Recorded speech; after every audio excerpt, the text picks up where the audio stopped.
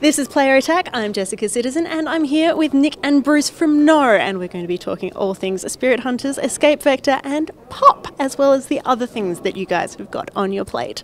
So, escapeVektor has recently come out for WiiWare and I hear it's doing fairly well for itself, right? It has, Jessica. It's been really well received. It's getting great reviews. A few 9 out of 10s, one 10 out of 10. A really good Metacritic score, which probably puts it in the top 5 of all WiiWare games to date, which is, I think we're very happy with that. So for those people who don't know about escapeVektor, can you tell us a little bit about it? Yeah, it's a game for WiiWare, obviously.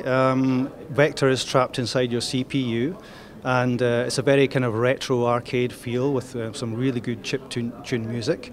And you've got to help him escape 30 levels to get out of the CPU. It's very addictive. People are loving the gameplay in it. There's loads of badges to collect and medals, and there's a nice little story to go with it. Because Vector's pretty awesome, because I mean he's taken to Twitter and is posting up a storm over there, so why would, everyone should want to help him escape. So, but that's the most recent WiiWare title. You guys were also out with one of the launch titles for WiiWare when it launched back however many years ago, and that was Pop. So that's recently popped up again on the iPhone and iOS. So how did that come about, and where are you hoping to go with that? Well, once we finished the WiiWare one, we brought it out on iPhone, and we packaged the whole game up with, I think it's about 4 or 5 modes inside the main game, and we're selling that for about $4.99, and we've been doing that for a couple of years, and we just wanted to start experimenting with the business model a little bit, and the great thing about the iPhone is you can kind of do that. So what we've done recently is we've split each of the modes into separate apps, so you can either buy the whole game for $4.99 or you can buy normal mode for 99 cents or advanced mode for 99 cents, and that way you can get a taster of the game, and we've also obviously got the free version out there as well where you can get a free taster and then upgrade to them. So we're kind of experimenting with the iPhone model because it's quite a different model than we're used to on WiiWare and DSiWare, particularly in the fact that you can keep updating it and refreshing content and adding new things. So one of the things we're looking to the future is with the free version we're actually looking at maybe adding in some of the modes from the other versions in as paid downloadable content and see how that works. So we're constantly looking at kind of experimenting things and working out what works best, really.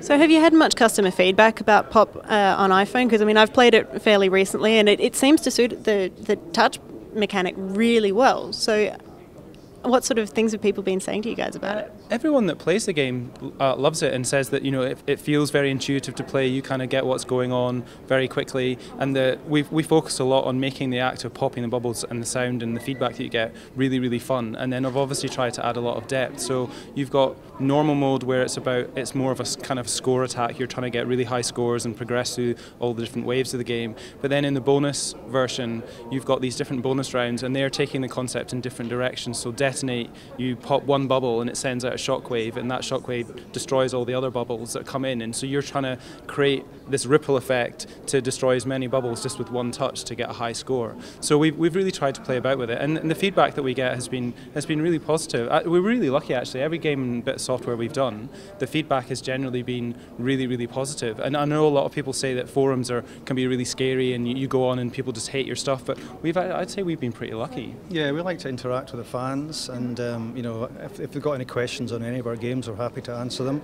And I think they really appreciate that as well, because they actually don't get much of a chance to interact with developers, and that kind of indie developer kind of real face-to-face type opportunity they really love. So, well, not actually face-to-face, but we're giving them we're giving them the human face of the indie developer, which is really positive for them, I think. Yeah, and I think one of the things we've learned as well is that you've got to take good and bad feedback.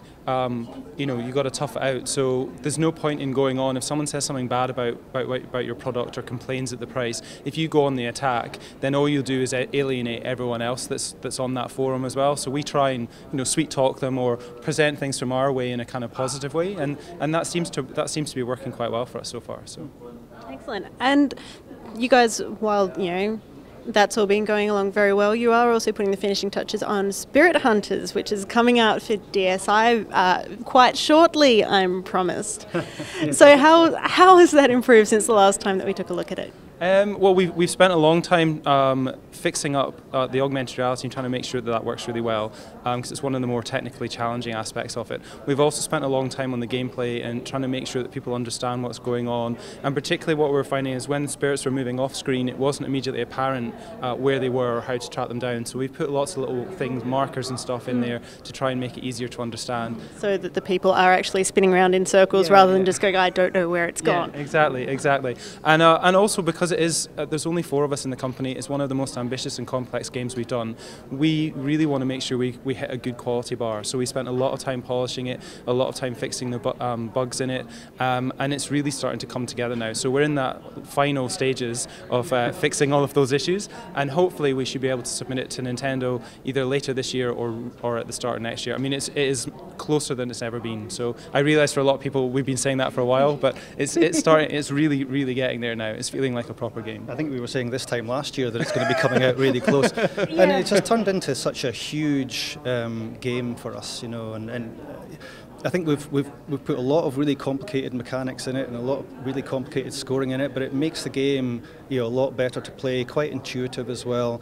But we need to make sure that people really get it from the word go, and that, you know, to make a really simple feeling game actually is quite complicated. And to make it feel like you know, it's really intuitive means that we've got to let people play it and watch how they play it, and then see the difficulties that they've got playing the game, and then make sure it's easier the next time. So I don't want to ask a dangerous question, but it sounds like Nintendo are increasing their hardware a little bit quicker than you guys are keeping up with the games. So is there any intention to move into 3DS development with you guys? Yeah, we've just started developing a version of escapeVektor for 3DS at the moment. So that's in really early days, but we've just started bringing it over in pieces and got sections of it working. It's already looking cool. The original design for escapeVektor, the graphics it is all in 3D, and because we knew we wanted to move it to the 3DS, we designed some of the graphics so they kind of do come towards you. And when you see that running on 3D in the 3DS, it looks really nice. So we're working on that. We're also looking at other platforms. I don't want to guarantee anything at the moment. We're investigating Mac and PC. We'd really like to get onto Steam if we can in the near future, probably with escapeVektor. And we're also in talks with Microsoft and Sony about their platforms. But we've got, you know, we don't want to promise anything until we kind of get further down the road, because there are only 4 of us at the moment. So our focus is on making sure the games are fun, that they're well polished, which is why Spirit Hunter's taken quite a while, and that they're quite high quality as well. Excellent. Thank you both very much for your time. Thanks for taking time to interview us. Thank you.